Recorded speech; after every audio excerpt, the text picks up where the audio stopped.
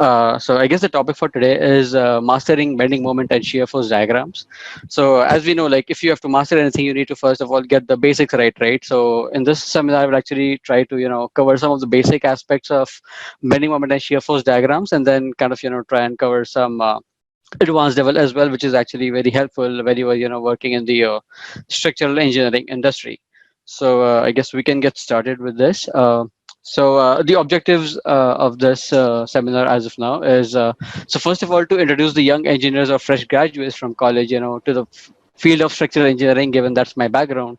So I'll try and introduce you to the field that I kind of work on, so that you get an idea of exactly what we typically do, and then what could be your expectation in the industry, and then also to kind of familiarize the engineers or the fresh graduates with the ongoing trends that is there in the industry, so that you kind of get an understanding. Okay, this is what is actually done in the industry as of now, and then some of the software that is used in the industry for analysis or drawings and things like that. So just kind of get an idea of what are the software that you would require. So as I was saying, like I was just going over the objectives of the technical webinar today. So I was actually talking about the softwares and all that are typically used in the industry for our analysis purposes or the design purposes, and then also getting those stuffs or information in the drawings. So I'll be just kind of going over some of those software that's used, and then after that we'll be touching upon the technical aspects of getting a good understanding of the bending moment and shear force diagrams for basic structures, and that's actually very handy when people actually come up with and go for interviews for these structures, because these are really basic understanding that that a graduate is expected to have when you are entering in the industry. And then I would also like to kind of familiarize people with the roles at different levels that you would expect in industry. Like by roles, I mean like when you are in an initial level, and then when you are at an intermediate level, and then you are at a very senior level. So what kind of roles and responsibilities you would be having in the industry, and then lastly, just touching upon what are the different sectors that a structural engineering firm typically works in, so that you actually know what you would be actually working on when you get into the industry. So that's kind of the objectives. So just going over what are the topics I'll be touching upon. So first of all, the civil engineering disciplines that we typically have in India and maybe abroad as well, and then an introduction to the structural engineering field, and then as I mentioned, like some of the current trends and the state of the art in the field of structural engineering. Then some of the structural engineering marvels. I'll be just going over some of the structures that have been acknowledged as structural engineering marvels both globally as well as in India, and then the software which we typically use for analysis and design of different structures, and then the software which we use for generating our engineering drawings, because that's kind of the language that an engineer speaks. So if the drawing is not correct, so in that case there's no point in doing the engineering correctly. So that's another aspect of structural engineering. And then we'll be touching upon the technical aspects, as I said, and then lastly on some of the typical roles in the industry that you would expect at an entry level or a senior level, and then at top management level. So just going over some of the civil engineering disciplines. I mean, I know like most of us are actually from the civil engineering background, so you would already be aware of some of these disciplines that we already have, like the structural engineering field, which is basically dealing with analyzing different structures and all that we see around, and then making sure like they actually withstand whatever loads they have to they actually withstand. So I'll be discussing this a bit more in detail in the coming slides. Then we have this geotechnical engineering option, where it's more about studying the soil, and the reason that's important is because ultimately all of our structures are actually supported off of soil, right? So in that case, if the soil does not have enough capacity, in that case there's no point in having the structure having a lot of capacity, because ultimately the load has to go to the soil. Then we have this water resource engineering, which is more about hydraulics and water resources, like water supply study and the wastewater supply or the wastewater management and things like that. So that touches upon that. Then we have this transportation engineering field, which actually talks about all the different aspects of managing the traffic. So this could be related to the signal design and the intersection design, the highway design, the geometric design, and things like that. So that's about transportation engineering. And then lastly, environmental engineering, which actually talks about the different aspects of pollution in the environment and how we can control it, be it air pollution or water pollution and things like that. So these are the brief introduction of the different civil engineering disciplines that we have. Just kind of delving deep into the structural engineering field. So as we know, structure is something which is kind of a man-made built-up environment, and then structural engineering is something which is engineering that structure, right? So that by engineering we mean like making sure that the structure itself is able to withstand any kind of external loads that it would see, be it gravity loads, like the weight of the structure itself, the live loads, and then some of the environmental loads like wind load, flood load, earthquake, snow, rain, etc. So the structure has to be capable of like making sure that it is strong enough to withstand all of these loads when it comes across. And then after that also, it's kind of healthy enough to be occupied by others, or healthy enough to be used by others. So that's another aspect of this. And then also economy is a very important aspect here, because we can't really make sure of all of these different aspects with very high material usage and all. So economy is also a very, very important consideration. Now the thing is, since we are talking about structure, so the structure is basically to serve a purpose. For example, if you have an airport, or if you have a healthcare project, so in that case, in addition to structure, there are like other trades as well, like mechanical engineering. There's architects. There are plumbing guys. So the thing is, we need to find like kind of understand what the intent of the structure is, and then obviously, since there are going to be these bunch of different other trades like mechanical and plumbing and etc., so we need to make sure like our structure kind of could coexist in harmony with those structures, so that once that when the structure is being built, there's no clash or anything of that sort with the other trades. And so, because ultimately the structural engineer should be kind of making sure like the intent of the owner is fulfilled for that structure. And that's basically very important for the success of any project. So that's the key idea of structural engineering. So as I mentioned, like structural engineering basically means like you need to basically apply the external forces that the structure has to withstand. And therefore we need to understand and analyze like what's the response of the structure, right, to the different forces. Like we need to understand what kind of response the structure is going to give, and then we need to make sure like the structure has adequate strength to take care of all those forces. And then in addition to the strength, we also have serviceability and durability requirement as well, because the structure, if that has adequate strength, but then if say that's deflecting a lot, in that case people might actually deem it unusable even though it's strong enough to stand. The reason being, people actually have this kind of discomfort to use that structure. For example, if a structure has deflected a lot, so the users actually won't really find it comfortable to use that. And then durability is basically kind of a long lasting aspect of the structure, where we actually talk about, say, if it's a 50-year design life or a 100-year design life, so we need to make sure our structure is capable of withstanding those loads for at least that much duration, so that the structure does not really just collapse before that. And the durability is also kind of related to corrosion and all, which is not really the scope of this project, this seminar as of now, but just something to be aware of. Now, just going through the current trends in the current state of the art field of structural engineering.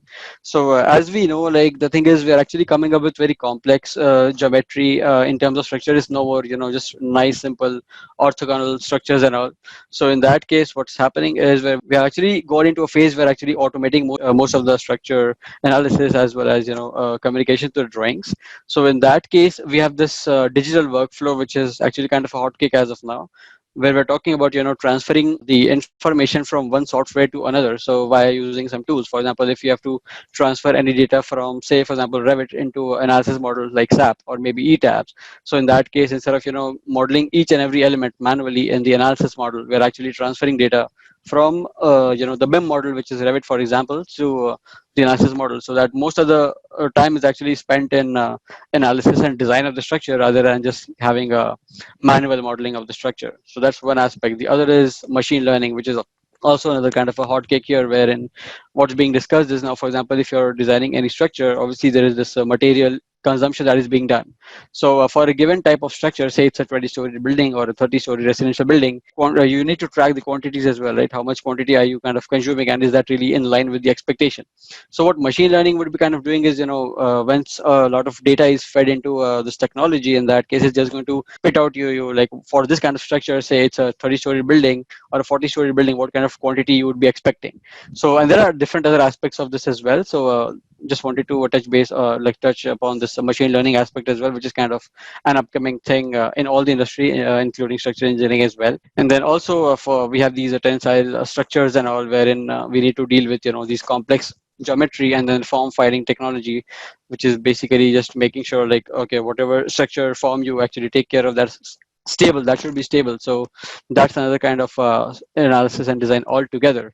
And then just wanted to mention, like for example, this Zaha Hadid architects. I know most of you might have heard of this name, but then they actually come up with really good design and all, which seem to be very complicated, but then at the same time they're very elegant as well. So they really come up with really good building design and all. And then lastly, like say you're also aware of these structures like Burj Khalifa and Kingdom Tower, right? So the thing is like these are actually possible because if you know the latest developments in the field of structural engineering, be it in terms of the technology available or the softwares available, and then the material upgradation and all that's happening. So that's the reason like structures like Burj Khalifa or Kingdom Tower, which is like over 1 kilometer in height. So that have been possible. Now the thing is like let's just go through some of the structural engineering marvels, maybe globally as well as in India. So just wanted to show you some kind of structural engineering marvels that have been recognized globally. For example, this one here, this structure is pretty famous. That's actually Palm Island in the Dubai, and then we have this structure here, which is basically Museum of the Future. Then we have the Eiffel Tower, we have the Burj Khalifa. So these are really pretty good and enormous projects in itself, and they have their own share of challenges as well. So they have been actually recognized as some of the structural engineering marvels globally. And then obviously, like India is also not really taken a backside in that case. I mean, we do have some structural engineering marvels in India as well, right? For example, we have the Lotus Temple, we have the Sardar Vallabhbhai Patel, which was actually erected pretty recently. We have Taj Mahal, we have Bandra Worli Sea Link, the Chenab Bridge, the Howrah Bridge. So they are really good and they're actually marvels in their own aspect. So, and the thing is like to make sure like these projects are kind of successful. So as I said, like we need to use some softwares and all to make sure like whatever, because we need to study like what's the response of these buildings or structures based on the or the loads that we kind of apply to them. Because for example, for it's if it's a tall building, in that case obviously we need to make sure like it's able to withstand wind load, because tall buildings typically are sensitive to wind load, versus if it's a short and stiff building, it could be seismic that's going to govern. So how do we take care of all of that? So for that we actually need to use different softwares that is available. So that the software that we typically use in the industry are like some of them are listed here. So pretty common ones, for example, ETABS or maybe SAP 2000, Perform 3D. So they are all basically CSI products. So CSI is actually a very popular company in the field of structural engineering, and they have a bunch of tools that they have available, and then we can use them for different purposes. For example, ETABS is typically used for say a building type structure, but the SAP is used more for like a 3D non-building type of structure, be it stadium or whatever. And then we have Perform 3D, which is typically used for performance-based design and things like that.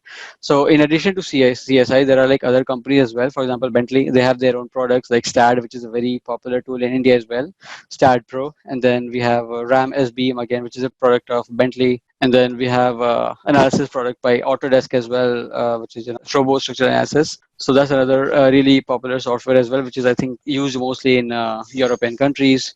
And then we do have ANSYS and Abacus, which is used more for like a research kind of field where, or maybe if it's a shell structure where SAP or ETABS may or may not be able to handle. So in that case, people actually go for softwares like ANSYS and Abacus. So the point I'm trying to make here is like we have this wide variety of software which is used in the industry for different purposes. So that's that. So most of these software are actually used for analysis and design of structures, but then ultimately whatever design has been done, that has to be like erected on site, and for that to happen, all of these design information has to be translated into the language that we typically speak, and that is drawings, right?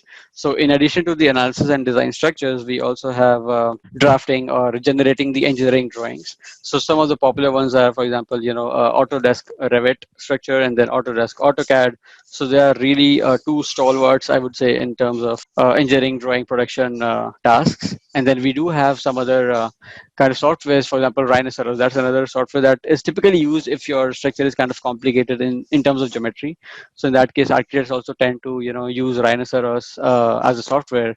And then we have some plugins like Grasshopper or Dynamo, wherein you can actually programmatically do a bunch of stuff. So what I talked about before was the digital workflow aspect, right? Where you could actually make sure like two softwares actually talking to each other. For example, if you have to transfer any data from Autodesk or Revit to say ETABS, in that case, Dynamo would come into picture, and then Grasshopper would come into picture, where Dynamo is like a plugin for Revit, which wherein we could programmatically control whatever is happening in Revit.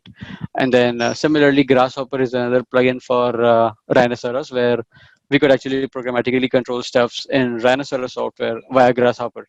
And then these actually, and this grasshopper is kind of flexible in that way, like it could also talk to etabs or other analysis softwares, for example SAP as well for that matter.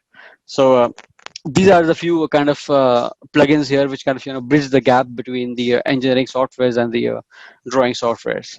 So that was all in terms of the software which are typically used in the industry.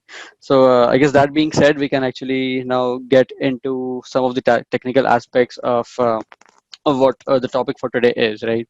So we can actually start with this. So I mean, as I said, like whenever we are working on a structural engineering thing, so that means first of all we need to make sure we need to understand like what kind of material are we using, and we need to make sure, okay, we need to completely understand how does that material behave. So for that, the kind of the main principle there is the stress strain curve, or the basic mechanics that we have been studying from early on in our mechanics classes, even in early school days as well, wherein like there's this terminology known as stress, and then we have strain. We have Hooke's law, which kind of relates stress and strain, right? So that's what we have studied, where we say, okay, stress is, so basically whenever you deform any material, in that case a deformation means there is strain. So whenever there is strain, there will be a stress which is developed in the structure. So that's what this says. So stress developed in a structure is kind of directly proportional to the strain, which is epsilon here. And this linear proportionality is actually valid only within elastic limit of the material. And then beyond that, it's actually going to be in an inelastic zone. And then we are going to actually take a look at that in the next slide about that.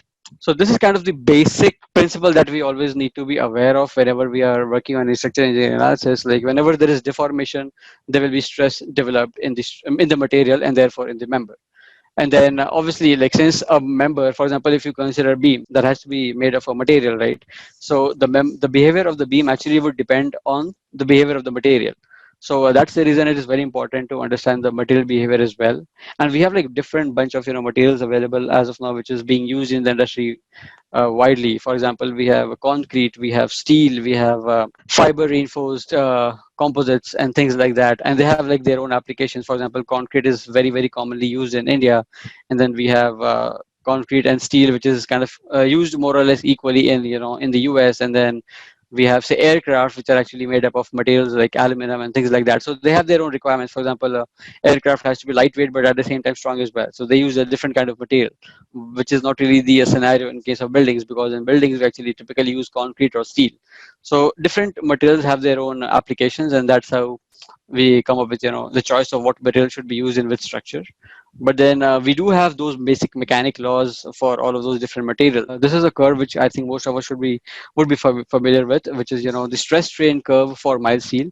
So what I'm trying to show here is like we do have those different behavior of a structure for stress and strain, and this is what kind of governs the material behavior and as well as the behavior of the member.